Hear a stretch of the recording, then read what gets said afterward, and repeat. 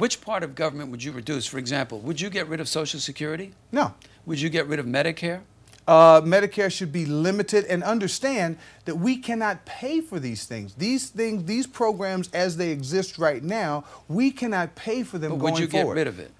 No. Okay, you wouldn't get rid of Medicare or No. Social Security, which are two of the largest entitlement programs in the country. Right.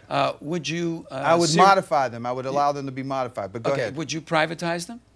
Some portions, I'm sure. Absolutely. Now, what would have happened to Social Security if it had been invested in Wall Street and privatized after this fiasco? Well, first of all, with that money invested, Wall Street would not have gone through what it went through. Okay, so as we're speculating, I mean, if we're going to speculate, if we're going to speculate like that, we might as well speculate. But across these are the board. questions that people would have. Absolutely, but you see, the thing that happens, David, and let me clarify something.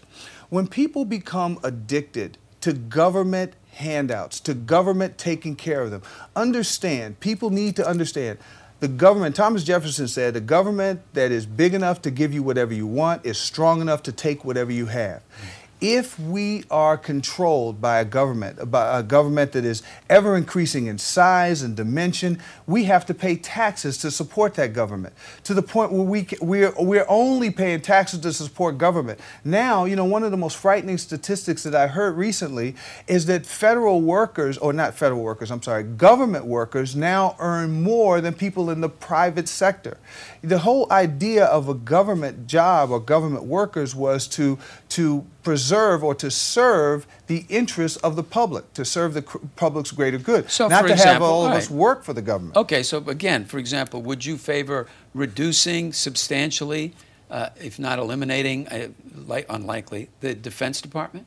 Oh no, the State Department? No. Well, but you see, David, the Environmental Protection Agency. But when you mention these names of these departments, okay, within these departments, okay, just because you carry that label, that doesn't mean you're always doing exactly what you're called to do. No, I'm not suggesting that. Okay, but it's that these calls for smaller government often never really specify exactly where that reduction is going to come from. But now, wait, tax let me deal with that issue.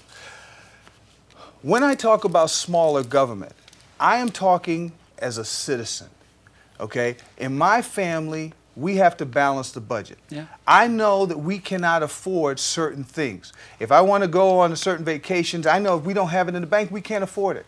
As a citizen, common sense should tell me that I cannot write a check for something or swipe on my credit card for something that I cannot afford. All I'm asking for is for our government to apply the same common sense logic. That's all. Right in this, as a result of the economic almost collapse, economists, whether Republican or Democrat, have largely agreed that what the government had to do was to spend a lot of money in the form of a stimulus package to get the economy, to keep the economy from falling below a threshold, and to, in fact, try to spark growth. And that the worst thing that the government could possibly do at that time was not spend money. Now, you've signed the no tax pledge of Grover Norquist, I see. Right. And he describes the stimulus package as the Pelosi-Obama-Reid spending giveaway.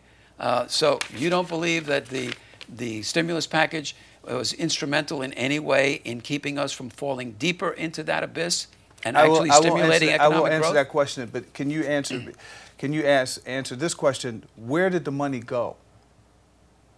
Well, it's gone to a lot of different things. Yeah, nobody knows. No, we know, for example, General Motors. Yeah, General Motors took some. Yeah, General Motors was on the verge of bankruptcy and ready to fold. Okay, right? Would you have been in favor of it folding? Well, you know what? In all honesty, most economists, a lot of conservative economists I know, said if it was a poorly run company, it should suffer and go as through. Of now, go through General Motors is actually doing quite well and begun paying back the stimulus money.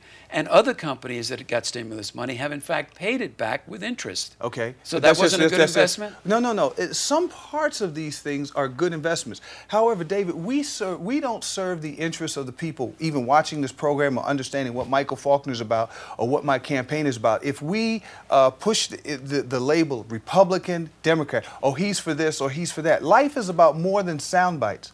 I'm about more than being a Republican. I am a minister who has served this community. I love people. I love this community. I understand the hard work and the hard drive that people have. And when people earn money, they should be able to keep their money. They shouldn't have to give 50% of it away to government who is going to spend it like a drunken sailor.